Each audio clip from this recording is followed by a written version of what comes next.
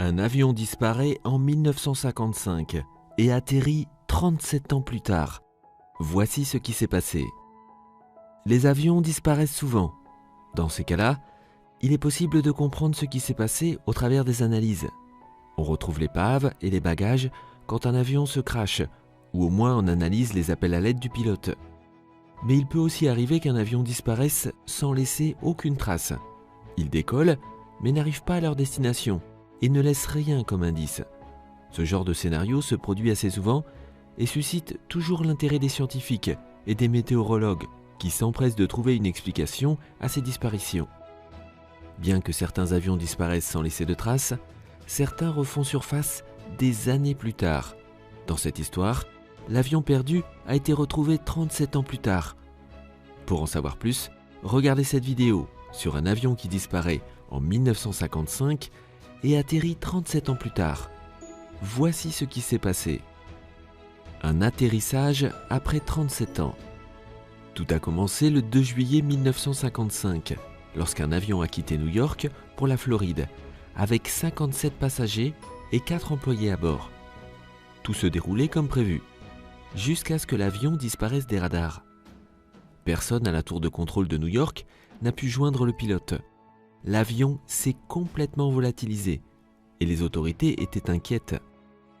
Tout le monde croyait que l'avion s'était crashé à cause d'une panne et faisait tout pour le retrouver, mais en vain. Après des mois de recherche, les autorités se sont faites à l'idée que l'avion avait sûrement dû se crasher en mer.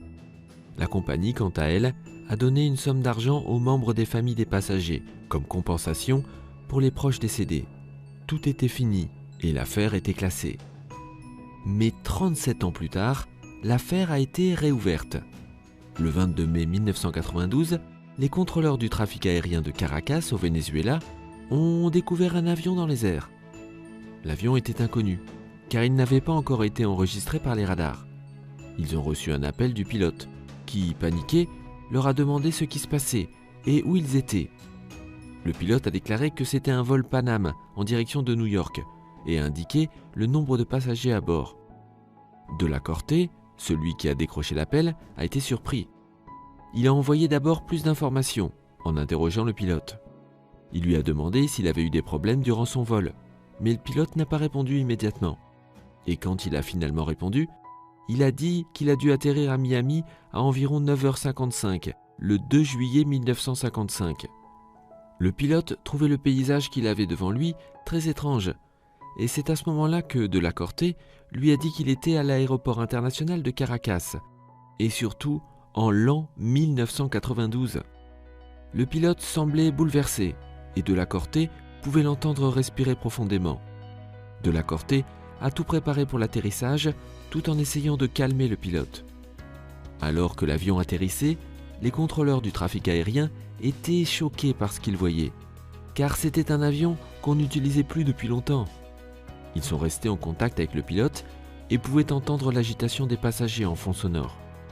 Après l'atterrissage, lorsque les employés se sont approchés de l'avion, le pilote leur a demandé de ne pas se rapprocher, sinon il allait redécoller. L'avion a redécollé et a disparu des radars une fois dans les airs. 3 autres avions ont essayé de le poursuivre, mais en vain, car ce dernier a encore mystérieusement disparu. Quelques heures plus tard, l'avion a atterri à l'aéroport international de Miami.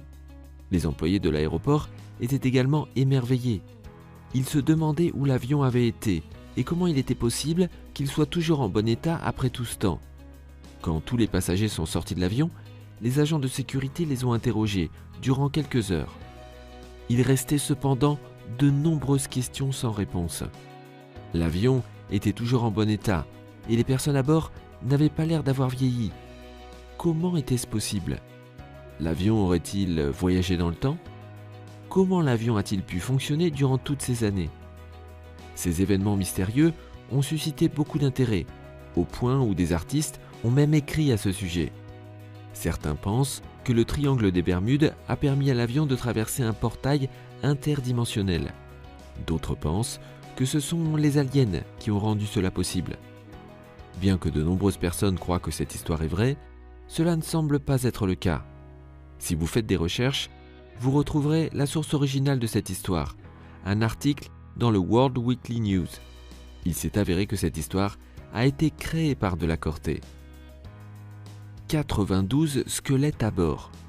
C'était un jour normal pour les contrôleurs aériens du trafic de l'aéroport de Porto Alegre au Brésil, quand soudain, ils ont vu un vieil avion qui voulait atterrir sans avoir contacté l'aéroport.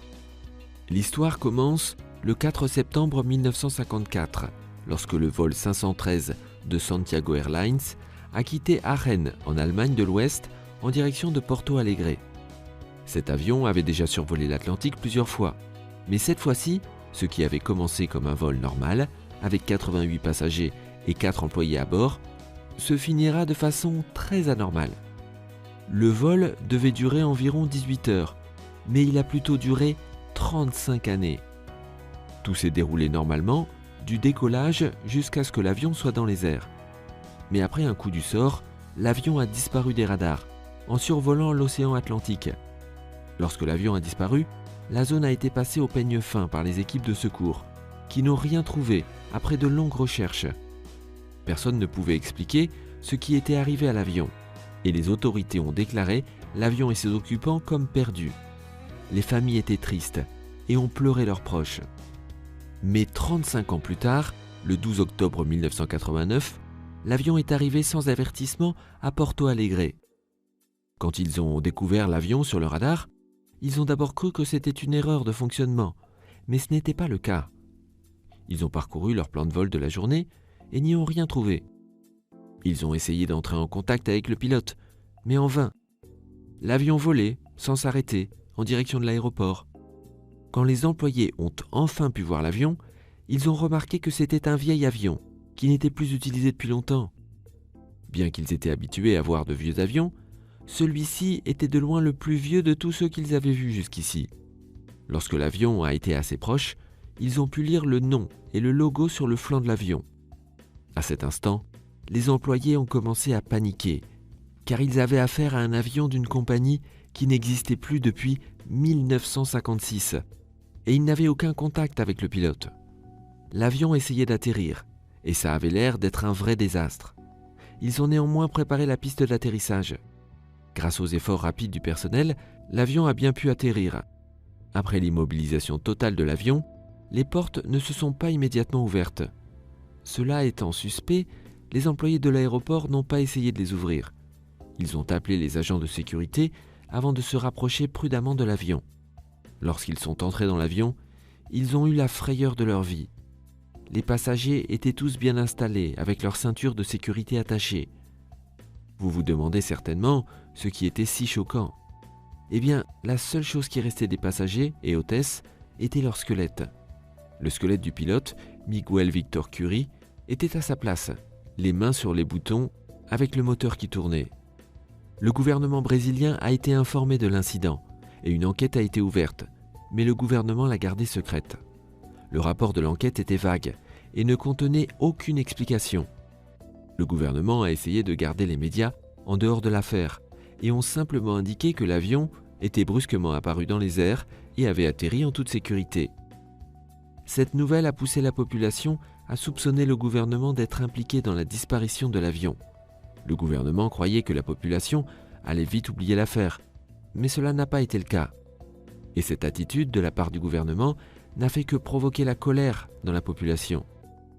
Rodrigo de Magna, ancien professeur de physique à Porto Alegre, a finalement fait une déclaration sur cette affaire, disant au gouvernement que la population avait le droit de connaître la vérité sur cet avion, et que c'était le devoir du gouvernement de donner ces informations. Magna était accompagné du docteur Celso Atello, un enquêteur psychique. Selon Atello, le gouvernement cachait des preuves concrètes de l'existence de trous de verre dans l'univers, et que l'avion était piloté par le squelette du pilote. Tout ceci est très étrange, mais une chose était sûre, l'avion avait défié les lois du temps et de l'espace, et personne ne pouvait expliquer comment un squelette avait pu faire atterrir l'avion en un seul morceau. L'explication théorique sur les disparitions d'avions est souvent que l'avion a disparu dans un trou de verre. Ces trous de verre agiraient comme des tunnels reliant des points dans l'espace-temps. Cette théorie pourrait mieux expliquer la disparition et réapparition du vol 513. Mais la plupart des cas de disparition n'ont jamais été résolues. Par exemple, on ne sait pas comment l'avion a pu atterrir avec des squelettes et personne n'est capable de l'expliquer. Pour ceux qui n'étaient pas là lors de la disparition de l'avion, cette histoire est considérée comme une fable et cet incident n'est rien d'autre qu'une légende. Des milliers de vies ont été perdues dans des incidents de disparition d'avions. Que ces incidents aient été causés par des trous de verre, des manigances gouvernementales ou autre chose, cela demeure un phénomène étrange. Peut-être qu'il est temps d'étendre notre compréhension de ce que la réalité peut être. Avez-vous plus d'informations sur ces histoires? Dites-le nous dans les commentaires. N'oubliez pas de liker la vidéo, de vous abonner à la chaîne et d'activer la cloche de notification pour ne manquer aucune de nos prochaines vidéos.